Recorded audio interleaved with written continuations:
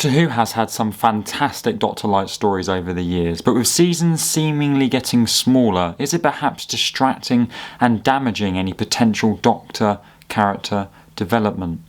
So, is Doctor-Light episodes really a good or bad thing? I'm the Doctor.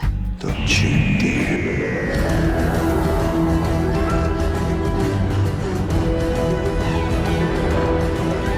Okay, so just to state the obvious, if you don't know what a Doctor-Light episode is, it basically means, very, very simply, when a Doctor is not really in for majority of the episode.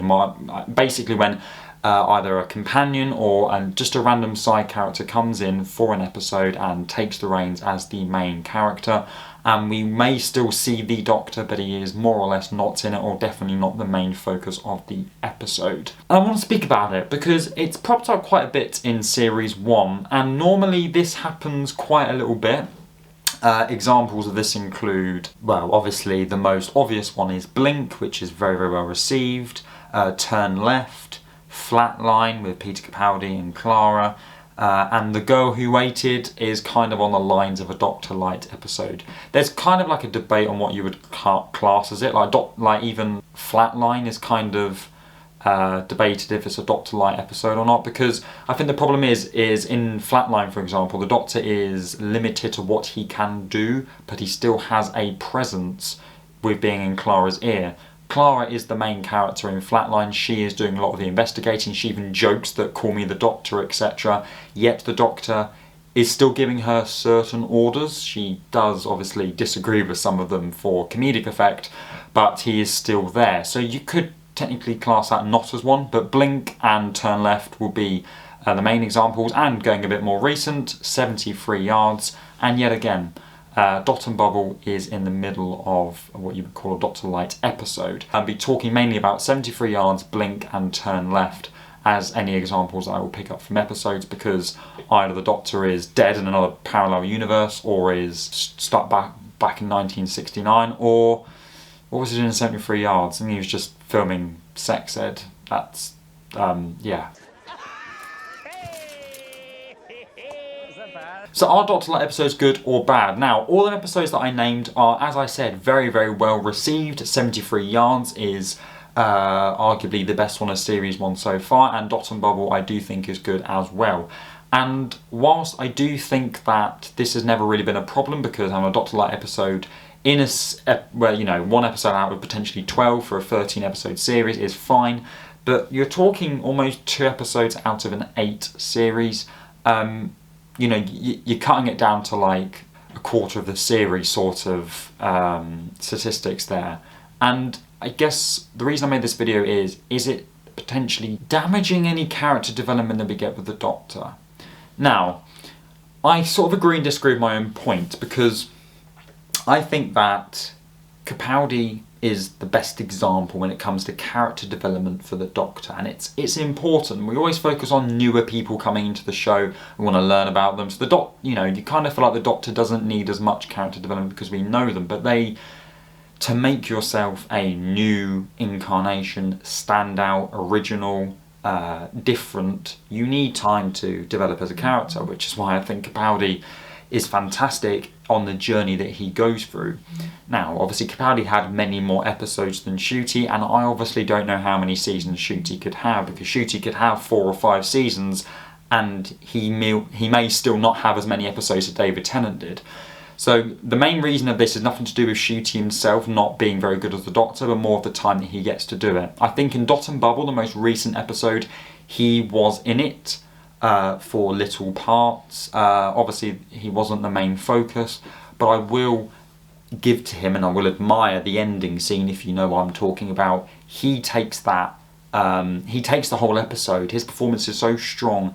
He is what I remember, he is what I pick out from that episode, so I do respect that. And I'm glad that Doctor Who is tackling race and using it within the story, and you kind of wouldn't have expected it from such a futuristic type of story. You would have expected it in like 1900s, 1800s sort of times, when obviously, you know, it was very, very different back then for black people. But to have this kind of set in the future, and everyone's really, really young, you think a very loving and quite diverse, open sort of society, age range, and it was the complete opposite. That was a very, very good twist, by the way, but he played that beautifully. But I guess with shorter seasons, I do feel like I am losing more time with him. Like 73 Yards was fine, but even in Dot and Bubble, he's not the main character. And I completely understand he's filming sex ed, I get that.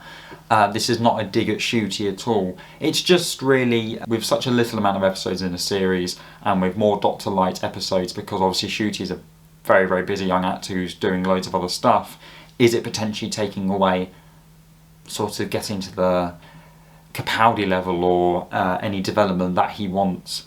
But there are a few reasons why, you know, I do think it is good. I think moments feel deserved.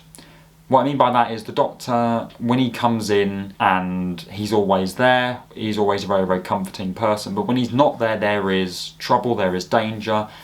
There isn't someone just to come in and fix it like that. So when that time does come, when the Doctor comes in, it's like in Blink, you know, when he's given them little clues, when he comes in at the end and everything's fine, it kind of feels like a heroic moment where it feels very, very deserved, and you generally feel quite happy to see the Doctor. So I think certain moments where you don't have him for a long period of time and then he comes in, that feels really, really strong, and I think that's what really worked with Dot and Bubble. And yeah, I think it does also make stories much more open. As I said, the Doctor Who sometimes does come under scrutiny for making stories very easily fixed, sometimes because the Doctor is just too clever. Because I'm clever!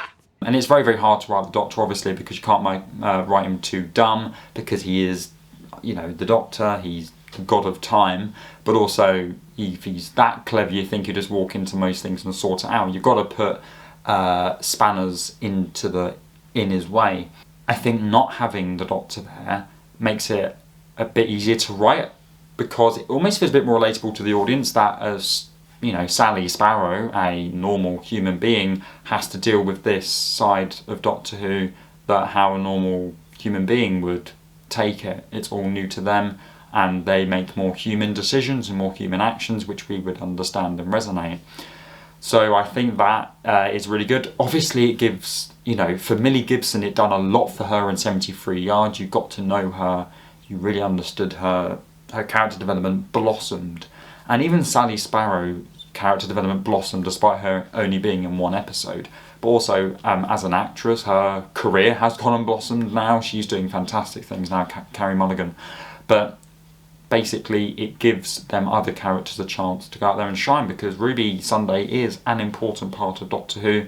But I guess it's just that fine line where, okay, yeah, not many 2 Doctor-Lite episodes, because then she's kind of getting more screen time than the actual Doctor, and she's kind of getting more development and almost looked at a little bit more important. You never want to do that.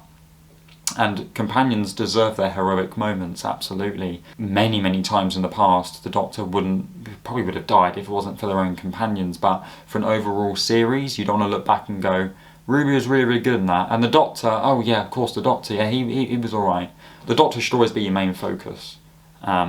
Always. I guess I want to see more from Shooty, but I really don't want to play down how well he has done.